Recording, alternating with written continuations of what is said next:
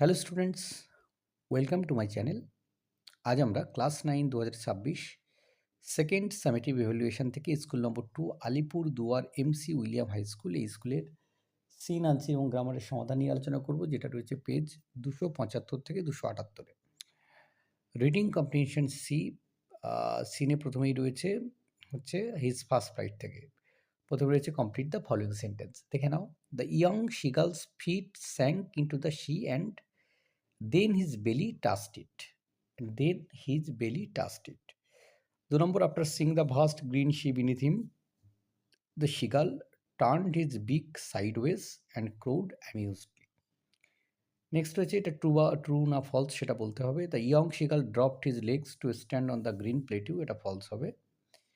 2 নম্বর হচ্ছে the young Seagull was finally successful at flying, এটা true হবে, যে সবশেষে সে উঠতে সমর্থ হয়। Answer the following question দেখে নাও, how did the young seagull's family members greet him after making his first flight. তার প্রথম যাত্রা সম্পূর্ণ করার সঙ্গে সঙ্গে তার পরিবার তাকে কীভাবে অভিবাদন জানিয়েছিল। His family members greeted him by screaming joyfully and praising him, তারা জোরে জোরে চিৎকার করেছিল এবং তার প্রশংসা করেছিল। এভাবে কবিতা রয়েছে mild the mist upon the hill. প্রথম প্রশ্ন দেখে নাও, the sorrow of the day is described as, দিনের যে দুঃখ সেটা কেমন ছিল, সাইলেন্ট ছিল। The original word of the abbreviation neath is beneath. এবার কজ এফেক্ট দেখো, কজ হচ্ছে the poet feels nostalgic, effect হচ্ছে she goes back to the days of youth and feels like a child once more. 2 number cause হচ্ছে the mist was mild upon the hill, effect কী হবে, it told nothing of storms the next day. Reading comprehension unseen রয়েছে, পড়বো এবং তারপর প্রশ্নগুলোর উত্তর করব।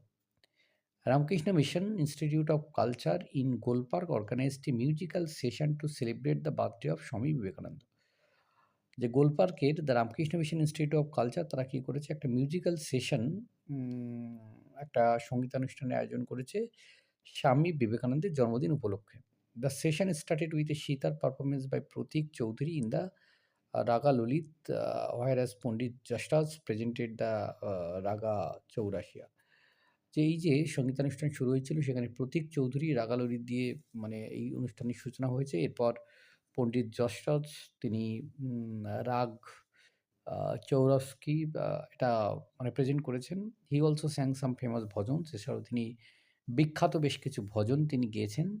স্বপন চৌধুরীর tabla playing added a unique dimension to the session. এখানে স্বপন চৌধুরীর তবলা সেখানে কিন্তু আলাদা একটা বৈশিষ্ট্য প্রদান করেছে এই সঙ্গীতানুষ্ঠানটাকে। The most attractive part of the programme was the presentation of venu and veena. মানে সবথেকে আকর্ষণীয় প্রোগ্রামের আকর্ষণীয় অংশ ছিল ওই হচ্ছে বেনু এবং বীণা বাজানো, আর কি বাঁশি বাজানো। R K Padmanabha was on the veena and Chandan Kumar was on the flute. এখানে আর কে পদ্মনাভ তিনি বীণা বাজিয়েছিলেন এবং চন্দন কুমার তিনি ফ্লুট বা হচ্ছে বাঁশি বাজিয়েছিলেন। Jayachandra Rao accompanied them on mridangam and PB Sairam on ghatam. মানে এরা দুজন হচ্ছে জয়চন্দ্র রাও মৃদঙ্গম বাজিয়েছেন এবং পিবি সাইরাম ঘাতম বাজিয়েছেন। The audience love Siddharth Belmannu's singing style and voice quality. দর্শক যারা ছিল তারা ভালোবেসেছেন সিদ্ধার্থ বেলামানুস, তার যে গান গাওয়ার যে স্টাইল, তার যে সুরের যে কোয়ালিটি সেটা। They are also touched by Anupama Bhagwat's beautiful alap performance in Charukeshi on the sitar. তারা এছাড়াও অনুপমা ভাগবতে তার যে সুন্দর আলাপ পারফরমেন্স সেটা কিন্তু সিতারে বেশ দাগ কেটেছে। তো এই ছিল হচ্ছে সঙ্গীতানুষ্ঠান সম্পর্কে একটা আনসিন। প্রথম প্রশ্ন দেখে নাও, the musical session was organised by, musical সেশনটা অর্গানাইজ করেছিল কারা, Ramakrishna Mission Institute of Culture Golpark. 2 number দেখো, Pandit Jasraj sang some bhajans. 2 number, audience love the singing style of Siddharth Belmannu. True false রয়েছে, সঙ্গে সাপোর্টিং স্টেটমেন্ট। প্রথম প্রশ্ন হচ্ছে, the session started with a violin performance by Pratik Chowdhury, এটা ফলস হবে। The session started with a sitar performance by Pratik Chowdhury. 2 number, Jayachandra Rao was a percussionist, এটা true হবে। Jayachandra Rao accompanied them on mridangam, a percussion instrument. প্রশ্ন রয়েছে, how did Anupama Bhagwat win the heart of the audience? Anupama Bhagwat তিনি শ্রোতাদের মন কিভাবে জিতে নিয়েছিলেন? যে Anupam Bhagwat won the heart of the audience with her beautiful alap performance in Charukeshi on the sitar. ২ number হচ্ছে, what was the most attractive part of the programme? প্রোগ্রামের সবথেকে আকর্ষণীয় অংশ কোনটা ছিল? Who performed it? The most attractive part was the presentation of venu and veena. It was performed by R K Padmanabha and Chandan Kumar. Grammar and vocabulary দেখে নাও।